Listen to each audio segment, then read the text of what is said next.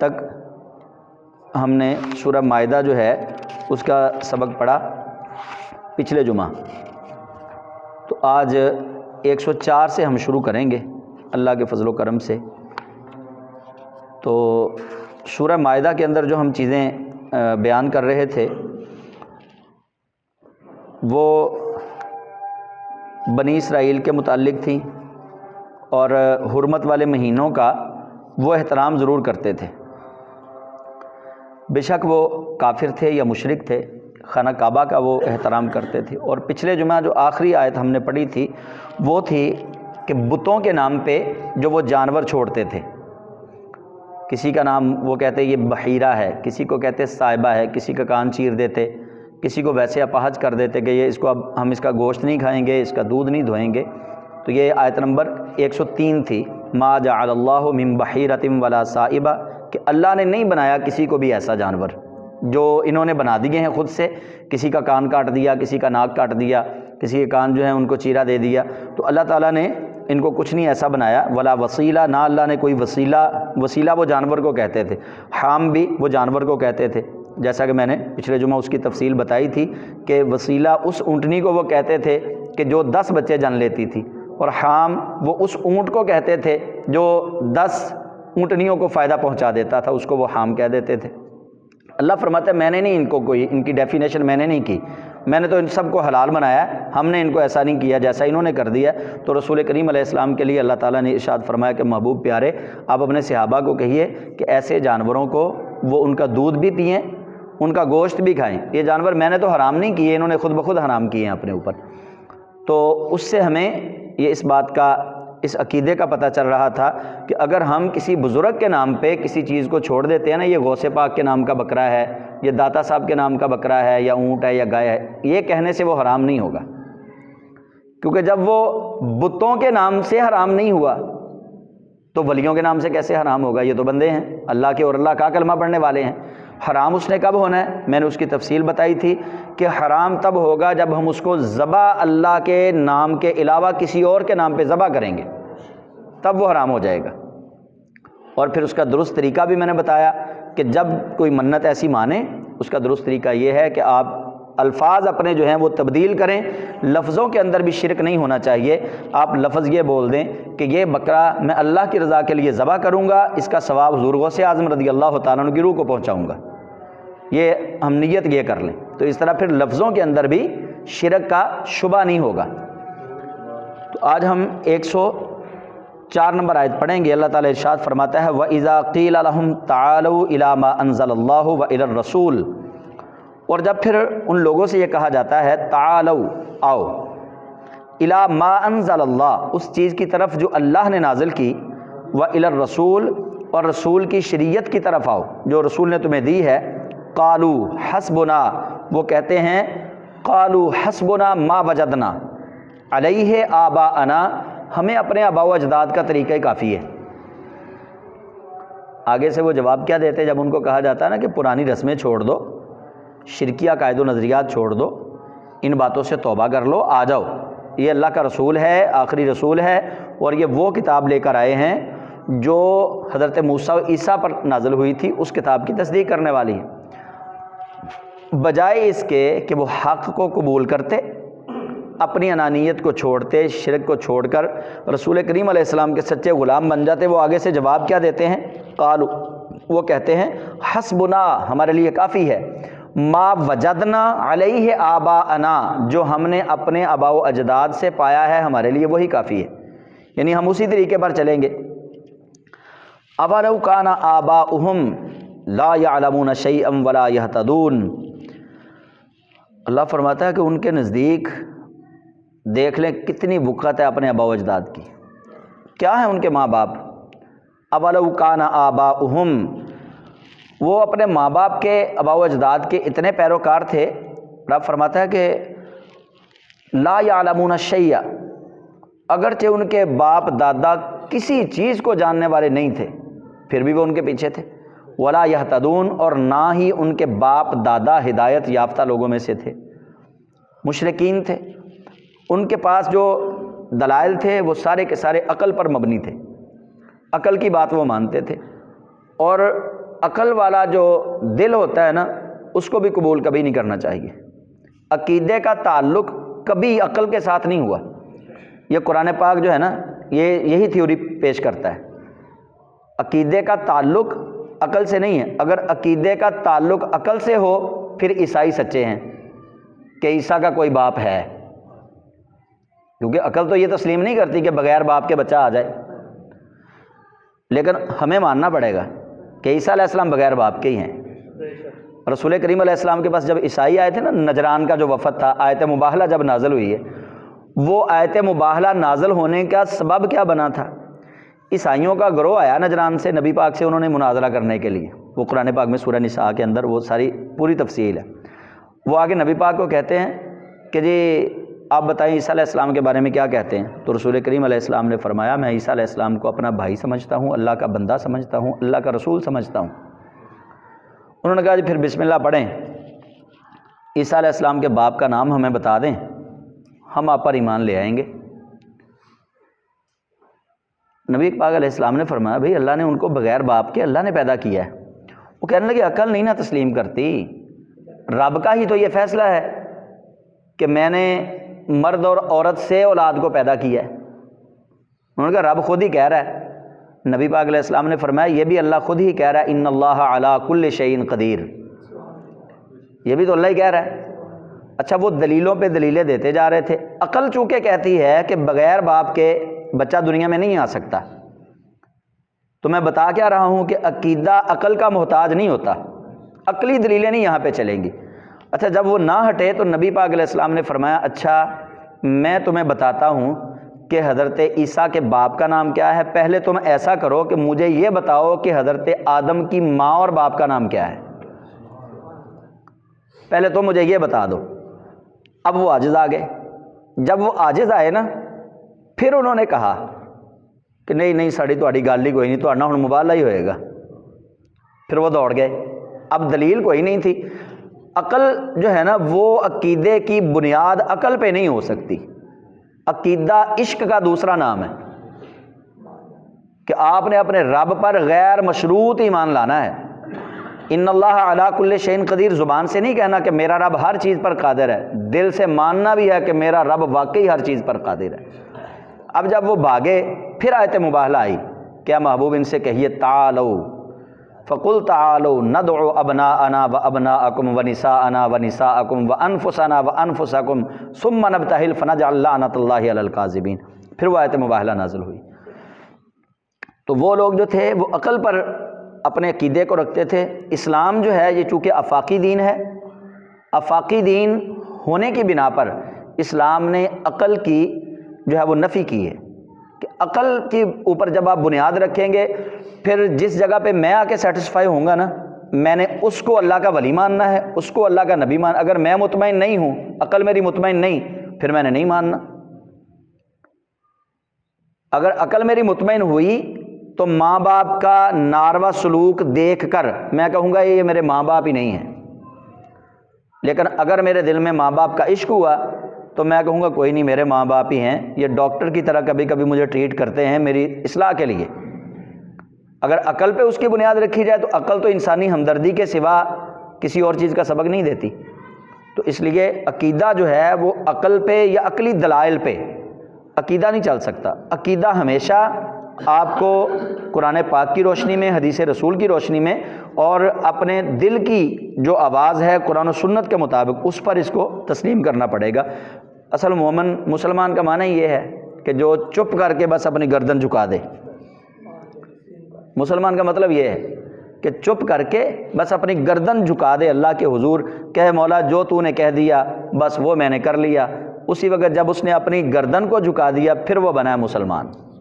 اسی لیے تو ہمارا نام مسلمان رکھا گیا کہ مسلمان کا معنی ہے اللہ کے حضور گردن جھکا دینے والا۔ تو رب تعالیٰ جل جلالہ فرماتا ہے کہ وہ عقل کے اتنے پیروکار تھے، جب انہیں بلایا جاتا اللہ کی کتاب کی طرف، رسول کریم علیہ السلام کی شریعت کی طرف، تو وہ کیا کہتے تھے؟ حسبنا ما وجدنا علیہ آباءنا، ہمارے لیے ہمارے آباء و اجداد کا طریقہ کافی ہے۔ حالانکہ ان کے ماں باپ جو تھے، آباء و اجداد جو تھے، لا یعلمون شیئا، وہ ایک چھوٹی سی چیز کا بھی علم ہدایت والا نہیں رکھتے تھے، وہ تو گمراہ تھے۔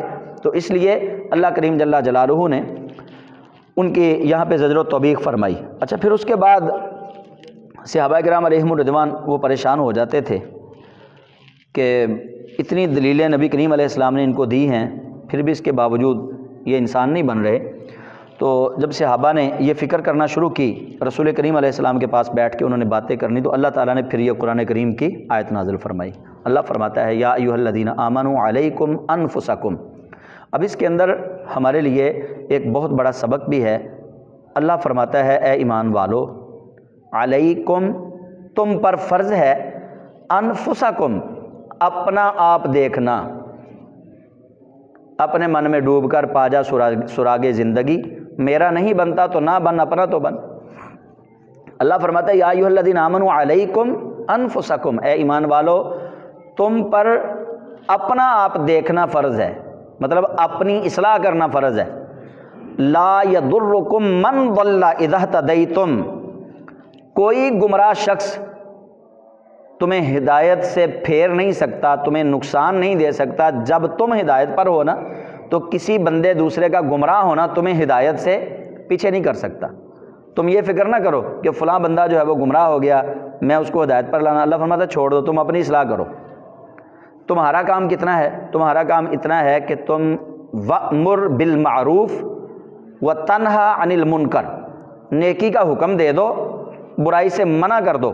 بس تم نے تبلیغ کر دی، تبلیغ کرنے کے بعد، بتانے کے بعد اب تم پر کوئی ذمہ داری نہیں۔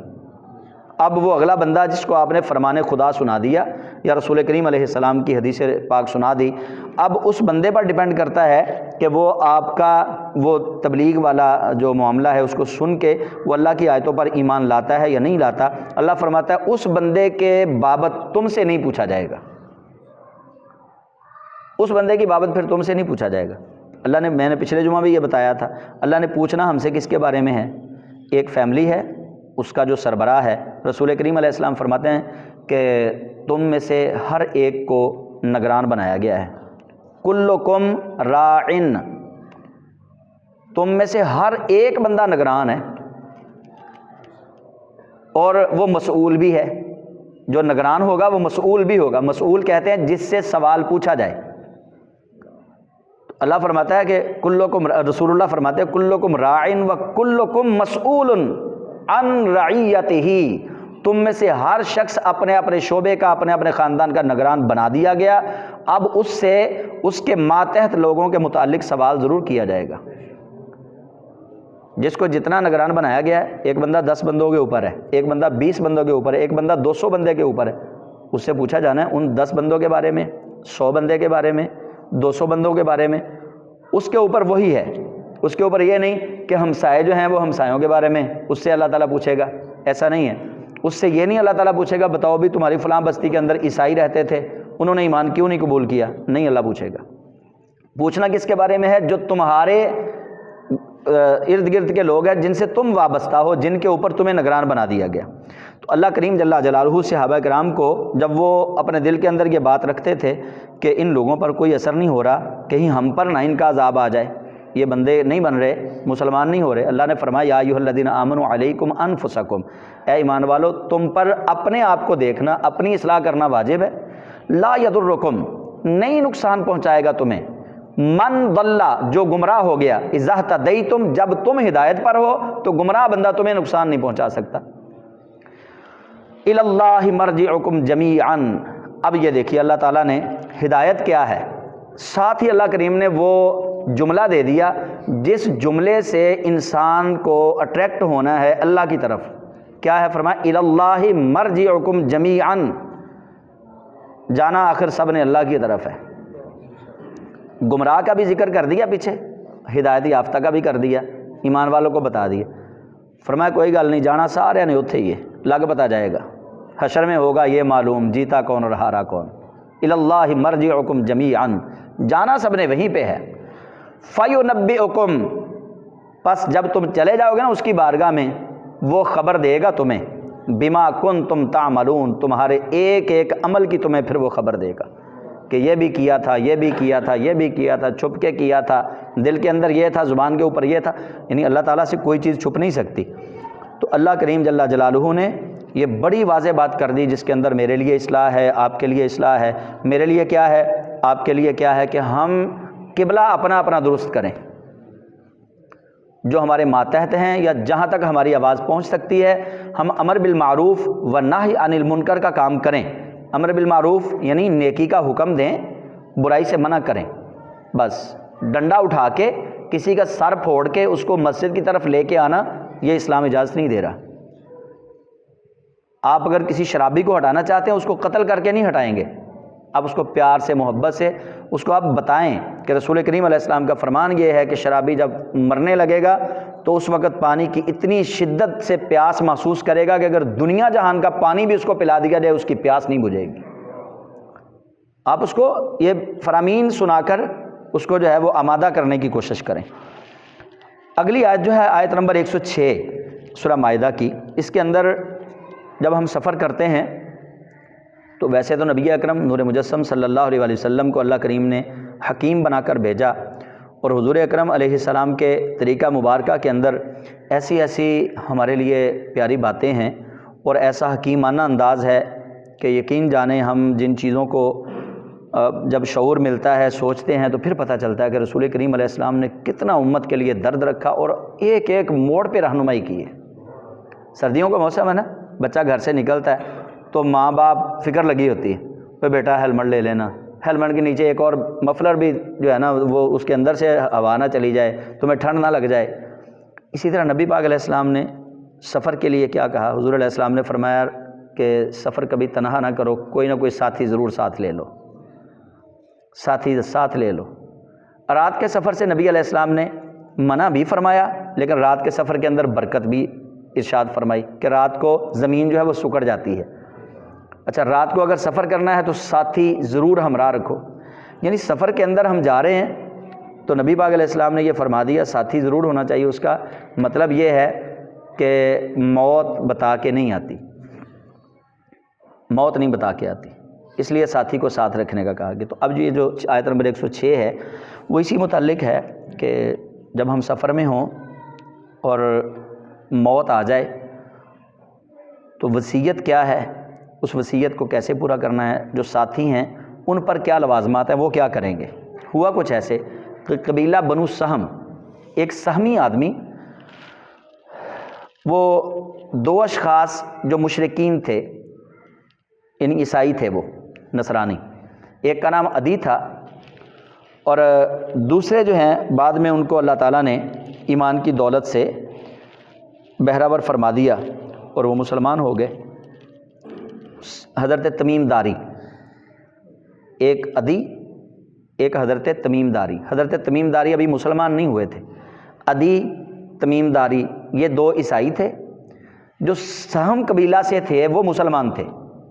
یہ ایک سفر کو نکلے، جو سہم قبیلہ کا شخص تھا اس کے پاس کچھ اس کے کپڑے وغیرہ تھے، سامان تھا، زر تھا، اور ایک چاندی کا گلاس تھا جس کے اوپر چاندی کے پترے لگے ہوئے تھے۔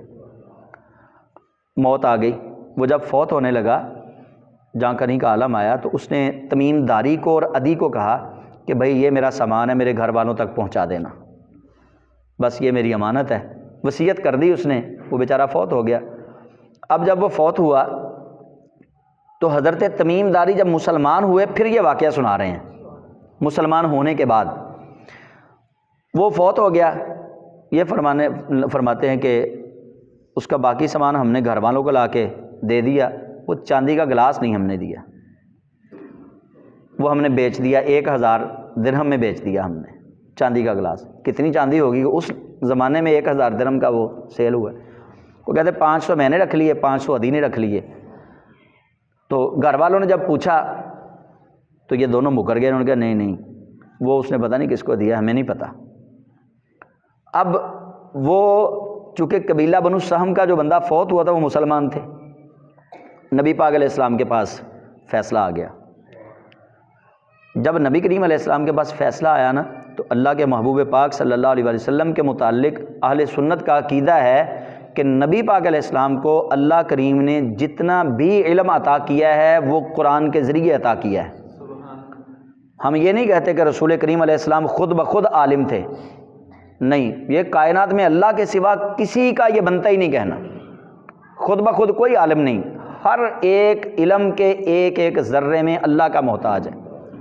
جب وہ آگے تو اللہ تعالیٰ نے اس وقت پھر یہ آیت نازل کی، مطلب پورا ایک قانون بنا دیا کہ اب کرنا کیا ہے۔ یا ایھا الذین آمنوا شہادۃ بینکم، اے ایمان والو تمہارے اوپر گواہی ہے، کب؟ اذا حضر احدکم الموت، جب تم میں سے کسی شخص کے پاس موت آ جائے، کسی کو موت آ جائے، حین الوصیۃ اثنان ذوا عدل منکم، تو تمہاری شہادت کا نصاب یہ ہے کہ حین الوصیہ اثنان، دو بندے، ذوا عدل، عدل کرنے والے دو بندوں کے پاس وہ مرنے والا اگر وصیت کر گیا ہے، ان کی بات کو مان لو۔ اچھا یہ کتنے بندے تھے؟ دو، عدی اور تمیم داری، دو بندے تھے، وہ وصیت کر گیا کہ یہ سامان گھر والوں تک پہنچا دینا۔ اچھا انہوں نے بیچ میں سے وہ پانی کا گلاس رکھ لیا تھا چاندی والا، باقی سامان دے دیا۔ اللہ کریم فرماتا ہے او آخران من غیرکم، اگر تم میں سے کوئی نہیں ہے تو وہ کوئی دو غیر بھی ہو سکتے ہیں، تمہارا کوئی رشتہ دار نہیں ہے گواہوں میں سے، جب تم نے وصیت کی فوت ہونے لگے تو اگر وہ نہیں ہے تو کوئی اور غیر ہو۔ ان انتم ضربتم فی الارض فاصابتکم مصیبۃ الموت، اگر تم سفر میں ہو، زمین پر سفر کر رہے ہو اور تمہیں موت آ جائے تو اس حالت میں تم وصیت کرو تو دو گواہ بنا لو، اگر اپنے نہیں ہے تو غیر دو گواہ بنا لو۔ ہو گئے، گواہیاں مل گئیں، آؤ جی گواہ دونوں، تمیم داری بھی آ جائے، عدی بھی آ جائے۔ جناب ساڑھے کول تے گلاس کوئی نہیں۔ اب قرآن نے پورا ایسا ایک قانون بنا دیا، اللہ کریم جل جلالہ فرماتا ہے تحبسونہما، ان دونوں کو روک لو۔ حبس لفظ سنا، حبس بے جا میں رکھا، حبس کہتے ہیں قید کو، ویسا ہی لفظ ہے تحبسونہا، تحبسونہما، ان دونوں کو قید کر لو، بٹھا لو، حبس کر لو، من بعد الصلاۃ، عصر کی نماز کے بعد۔ فیقسمان باللہ ان ارتبتم، ان سے اللہ کے نام پہ قسم لو اگر تمہیں ان پہ شک ہے تو، اللہ کے نام پہ ان سے قسم لو۔ وہ دو جو گواہ تھے اگر وہ کسی چیز میں خیانت کرتے ہوئے نظر آ رہے ہیں تو ان سے اللہ کے نام پہ قسم لو۔ کیا قسم لینی ہے؟ پوری قسم اللہ نے بیان فرما دی۔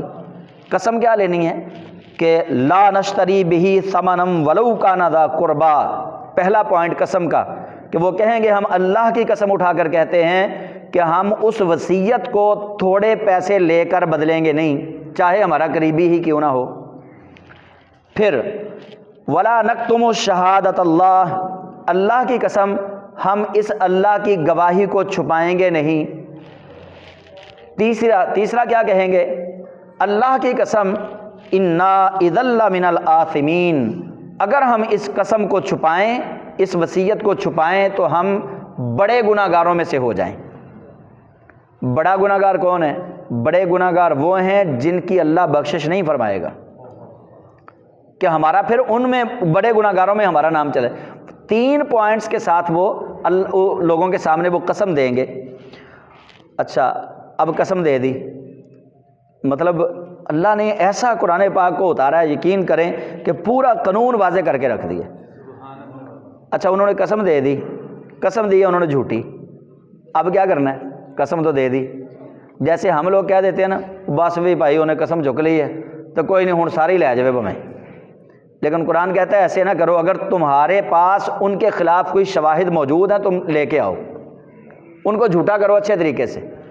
فَإِنْ عُثِرَ عَلَىٰ أَنَّهُمَا اسْتَحَقَّا إِثْمًا فَآخَرَانِ يَقُومَانِ مَقَامَهُمَا، فَإِنْ عُثِرَ، اگر ظاہر ہو جائے، عَلَىٰ أَنَّهُمَا اسْتَحَقَّا، ان دونوں کے اوپر، اِثْمًا گناہ، اگر ان دونوں میں کوئی گناہ ثابت ہو جائے کہ یہ تو اب بھی جھوٹ بول رہے ہیں، قسم اٹھا دی لیکن قسم انہوں نے جھوٹی اٹھا دی ہے۔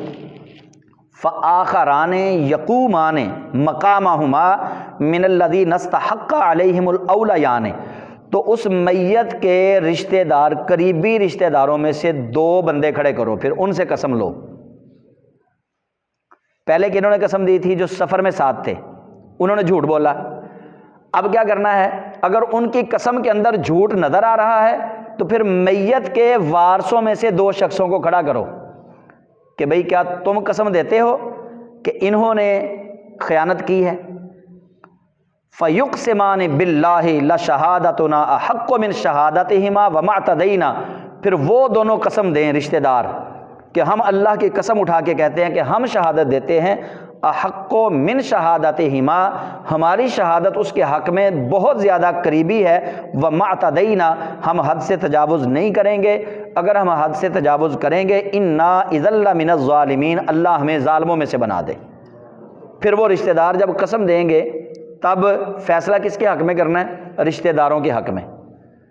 جب انہوں نے قسم دے دی نا، اب پہلے قسم والے جو تھے چونکہ وہ جھوٹے نکلے اور بات بالکل سچی تھی، پھر جب ایسے ہوا تو حضرت تمیم داری رضی اللہ تعالیٰ عنہ فرماتے ہیں کہ میں جب اسلام قبول کیا نا تو میں نے نبی پاک کو سچا سچا واقعہ سنا دیا. میں نے کہا یا رسول اللہ، وہ 500 میں نے لیے تھے، 500 عدی نے لیے تھے، یہ میرے 500 آپ لے کے ان کو دے دیں گھر والوں کو، میں تو جان چھڑاؤں، عدی کا اللہ حافظ ہے، عدی خود جانے، کیونکہ وہ مسلمان نہیں ہوا تھا. تو نبی کریم صلی اللہ علیہ وسلم نے بلا لیا عدی کو بھی، فرمایا آ جاؤ بھائی ادھر. اس سے پوچھا کس پہ ایمان رکھتے ہو؟ اس نے کہا جی میں حضرت عیسیٰ علیہ السلام پر ایمان رکھتا ہوں. فرمایا انجیل پر؟ اس نے کہا ہاں جی میں انجیل پر ایمان رکھتا ہوں. تو رسول کریم علیہ السلام نے فرمایا انجیل کا ہی پھر یہ حکم ہے، اگر تو مان جائے گا تو ٹھیک ہے، نہیں مانے گا پھر تیری خیر نہیں، اب تجھے سزا ملے گی. خیر وہ ڈر گیا، پھر اس نے بھی وہ 500 واپس کر دیا. تو اس طرح یہ جب آپ وصیت کسی کو کرتے ہیں تو وصیت کرنے والا تو دنیا سے چلا گیا، بعد میں جو وصیت سننے والے ہیں ان کو اس وصیت کا پاس رکھنا بڑا ضروری ہے. اسی لیے تو اللہ تعالیٰ کے محبوب کریم علیہ السلام نے فرمایا کہ باپ کے فوت ہونے کے بعد اس کا سب سے بڑا حق اولاد پر یہ ہوتا ہے کہ وہ اس کی وصیت کو پورا کریں، اس کی وصیت کو کبھی ترک نہ کریں. ہاں وہ وصیت شریعت کے منافی نہ ہو، اگر وہ شریعت کے منافی وصیت کر کے گیا نا پھر نہیں پوری کریں گے آپ، ٹھیک ہے. ہاں مثال کے طور پہ والد جاتے جاتے ان کو پتہ نہیں تھا، وہ کہہ گئے ہیں کہ اس میری نواسی کا اس میرے دوسرے پوتے کے ساتھ نکاح کر دینا، تو ہو سکتا ہے وہ دونوں ایک ہی ماں کا دونوں نے دودھ پیا ہو، رضائی بھائی ہوں، لیکن والد وصیت کر کے دنیا سے چلا گیا. لیکن پچھلوں کو پتہ ہے، اب پچھلے اس وصیت کو پورا نہیں کریں گے بلکہ وہ اس وصیت کو پورا نہ کر کے میت پر احسان کریں گے. اگر غیر شرعی کوئی کسی نے وصیت کر دی ہے تو غیر شرعی وصیت اور غیر شرعی منت اس کا پورا کرنا اسلام کے اندر کوئی چیز نہیں ایسی. اچھا اللہ کریم فرماتا ہے کہ جب یہ ہو جائے تو ذالک ادنا ان یاتوا بالشہادۃ علی وجہہا، یہ طریقہ اس بات کے زیادہ قریب ہے کہ وہ وصیت کرنے والا جس نے شہادت دے دی وہ وصی اس طرح شہادت دیں جس طرح شہادت دینے کا حق ہے، کہ وہ وصیت جنہوں نے سنی تھی وہ اس طرح شہادت دیں جس طرح علی وجہہا، یعنی اس کے پورے چہرے کے ساتھ، علی وجہہا اس کے پورے چہرے کے ساتھ وہ شہادت کو پیش کریں. او یخافوا ان ترد ایمان بعد ایمانہم، یا وہ اس بات سے ڈریں کہ ورثاء کی قسموں کے بعد ان کی قسمیں مسترد کر دی جائیں گی. تمیم داری اور عدی ان دونوں نے قسم اٹھائی تھی، ان کی قسم کے اندر خیانت تھی، تو اللہ کریم فرماتا ہے او یا تو وہ حق ادا کر دیں، صحیح صحیح سچ بول دیں، اگر نہیں پھر اس بات کا خوف کریں کہ ان کی قسموں کے بعد رشتہ داروں کی قسموں کی ویلیو بڑھ جائے گی، ان کی قسموں کو ریجیکٹ کر دیا جائے گا. اگر وہ جھوٹ بولیں گے تو رشتہ داروں کی قسم جو ہے اس کو قبول کر لیا گیا.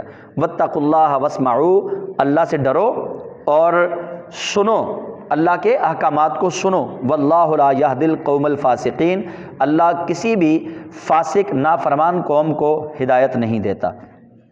یہاں ایک بات میں ضمناً عرض کر دوں، پیچھے میں نے وہ جملہ پڑھا تھا تحبسونہما من بعد الصلاۃ، کہ ان کو قید کر لو عصر کی نماز کے بعد. یہاں ایک تو عصر کی نماز کے بعد جو مغرب تک وقت ہے اس کی تھوڑی سی اہمیت سن لیں. وہ مستجاب الدعوات وقت ہے، دعاؤں کی قبولیت کا وقت ہے. وہ ہم تو مسلمان ہیں، ہمیں تو شاید اویئرنس نہیں ہے اس بارے میں، لیکن مکے کے کفار و مشرکین بھی اس وقت قسم اٹھانے سے ڈرتے تھے. عصر کی نماز کے بعد. اور صحابہ بھی اگر کسی سے قسم لینی ہوتی تھی نا، کوئی معاملہ ایسا گمبھیر آ جاتا، عصر کی نماز کے بعد مسجد کا انتخاب کرتے تھے، یا اگر مسجد نہ ہوتی تو عصر کے نماز کا ضرور خیال رکھتے کہ عصر کی نماز کے بعد اس سے قسم لیں گے. ہمارے قبلہ حضرت صاحب مفتی امین صاحب رحمۃ اللہ علیہ، آپ عصر کی نماز سے لے کے مغرب کی نماز تک ملاقات ہی کسی سے نہیں کرتے تھے. آپ کی زندگی کا یہ معمول تھا، وہ درود پاک کے لیے وقت مختص کیا ہوا تھا. عصر کے بعد مغرب تک کسی سے ملاقات ہی نہیں کرنی. عصر سے پہلے ملاقات ہوتی تھی، آپ نے نماز پڑھنی، نماز پڑھ کے اندر چلے جانا، بس وہ درود پاک کے لیے وقت ہے. اور ہمارے قبلہ جو ہمارے دادا مرشد تھے حضرت خواجہ صادق صاحب رحمۃ اللہ علیہ گلہار شریف والے، ان کا بھی یہی معمول تھا. عصر کے بعد بات ہی نہیں کرتے تھے کسی سے. وہ کہتے ہیں یہ قبولیت دعا کا وقت ہے، اس وقت لوگ اپنے آپ کو اور کاموں میں الجھا لیتے ہیں، یہ تو وقت ہے اللہ کے پاس بیٹھنے کا، اللہ کی قربت میں آنے کا. تو صحابہ کرام اس بات کا خاص طور پر انتظام کرتے تھے کہ اگر انہوں نے کسی سے قسم لینی ہوتی تھی وہ عصر کی نماز کے بعد قسم لیتے. اور دوسرا اس سے یہ ثابت ہوتا ہے کہ شک اگر کسی بندے پر پڑ جائے نا کسی جرم کا، تو اس کو تھوڑی دیر کے لیے اگر کوئی قید کر لے، حاکم یا پنچایت، اس کو اگر تھوڑی دیر کے لیے قید کر لیا جائے تو قید کرنے والوں پر گناہ کوئی نہیں ہوگا. کیونکہ یہاں پہ ان ارتبتم، اگر تمہیں اس پر شک ہے قسم دینے والوں پہ، انہیں تم مجرم سمجھتے ہو، تو تفتیش کرنے کے لیے ان کو قید کر لو، ان کو قید کیا جا سکتا ہے. ہاں البتہ قید کیے جانے سے مراد یہ نہیں کہ جیسے ہماری پنجاب پولیس قید کرتی ہے، بندے نے کیا بھی نہیں ہوتا، مار مار کے اس کو جناب وہ کہتا نہیں جی وہ بھی میں نے کیا، وہ بھی میں نے کیا، وہ بھی میں نے کیا، سارا اس کے کھاتے ڈال دیتے. اس چیز کی ممانعت ہے. شریعت کیا کہتی ہے؟ شریعت کہتی ہے تم ان کو تفتیش کے لیے قید کر لو، تفتیش کرو ان سے.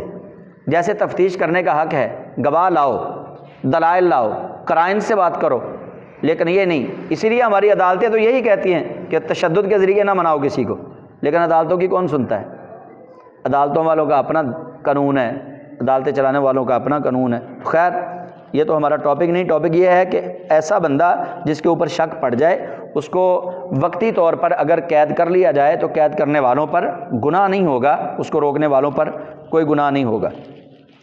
تو ان چیزوں کو ہمیں بھی مد نظر رکھنا ہے. نمبر 1، جب سفر میں جانا ہے تو کوشش کریں کسی نہ کسی کو ساتھی بنا لیں. اب تو خیر وہ اور آسان ہو گیا کہ موبائل ہے ہمارے پاس، ایک منٹ میں ہم خبر دے دیتے ہیں، خبر آ بھی جاتی ہے. پہلے زمانے کے احکامات کچھ اور طرح کے تھے سفری، اب احکامات جو ہیں وہ تھوڑے تبدیل ہیں. تو دوسرا، وصیت جو ہے وہ جن بندوں کے پاس آپ نے کرنی ہے ان بندوں کا مسلمان ہونا ضروری ہے. کیوں؟ کہ مشرک جو ہے وہ تو پہلے ہی غلط ہے، وہ تو حق پر ہے ہی نہیں، اس سے خیر کی توقع آپ رکھ نہیں سکتے. ہاں البتہ فقہا نے ایک گنجائش یہاں پہ دی ہے کہ اگر مسلمان نہیں ملتے تو پھر کسی کافر کو آپ اپنا وصی بنا سکتے ہیں، مطلب اس کو وصیت جو ہے وہ آپ کر سکتے ہیں. تو تیسرا، گواہ جو ہے ان لوگوں کو بنانا چاہیے ذوا عدل منکم، جو تم میں سے عدل والے لوگ ہوں. اور چوتھا، قسم کے الفاظ. اس پر بھی میں نے 2 جمعے پہلے بات کی تھی کہ ہم قسمیں جو ہیں وہ بڑی غلط اٹھاتے ہیں، اور ہمارا اللہ کی قسم پر یقین بالکل نہیں رہا ہمارے معاشرے کا. تو یہ غلط بات ہے. سب سے بڑی قسم اللہ تعالیٰ کے نام کی قسم ہے، اور قسم اللہ کے نام کی جب بندہ اٹھاتا ہے تو اس کو یہ یقین ہونا چاہیے کہ میں اس رب کے نام کی قسم اٹھانے لگا ہوں جس کے ہاتھ میں میری زندگی اور موت کی ڈور ہے. اپنے دل کے اندر خوف خدا پیدا کر کے وہ اللہ تعالیٰ کے نام کی قسم اٹھائے. یہ نہ کہے کہ مجھے میرے بچوں کی قسم ہے، مجھے میری امی کی قسم ہے، مجھے میرے ابو کی قسم ہے، مجھے فلاں رشتہ دار کی قسم ہے، مجھے خانہ کعبہ کی قسم ہے. یہ تو جاہلیت والی قسمیں ہیں. قسم سب سے بڑی اللہ کے نام کی ہے اور وہ ایسے ہی اٹھانی ہے. تو اللہ کریم جل جلالہ اپنے پیاروں کے متعلق بڑا ہی غیرت مند ہے. اللہ اپنے پیاروں کے متعلق بڑا غیرت مند ہے. چونکہ کل 13 رجب المرجب ہے تو چند باتیں مولا کائنات مولا علی المرتضیٰ شیر خدا رضی اللہ تعالیٰ عنہ کے متعلق میں گوش گزار کرنا چاہتا ہوں آپ احباب کے.